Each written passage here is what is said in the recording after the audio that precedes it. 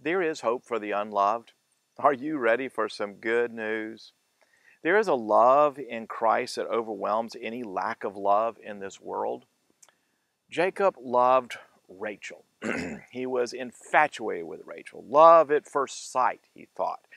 But Jacob the conniver got tricked by Rachel's father, Laban, under the cover of darkness. Somehow Laban gives his daughter Leah to Jacob instead of Rachel. So Jacob had to work for 7 years for Rachel, and after the trickery, Jacob worked 7 more years. And then after 14 years of labor, Jacob had 2 wives, Rachel and Leah. Of course, in American culture, thankfully, polygamy is taboo. But anyone who is married for long must admit that the person that you marry isn't exactly always everything you thought that person would be. Author Craig Barnes, in his excellent study on Jacob called Hustling Gods, made this startling assertion. Whoever it is that you love, that person is both Leah and Rachel. You may love one more than the other, but they are wrapped into the same person. Rachel is the one you love, and you're sure that she will be the blessing to your life, but you can't have Rachel without taking Leah, whom you don't love and frankly didn't think you were getting.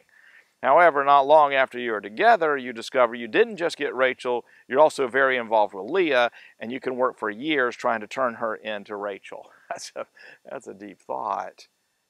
The problem, in other words, wasn't in Leah, the problem was in Jacob. Jacob lived by fantasies, and he was ruled by visions of what the blessed life must be like.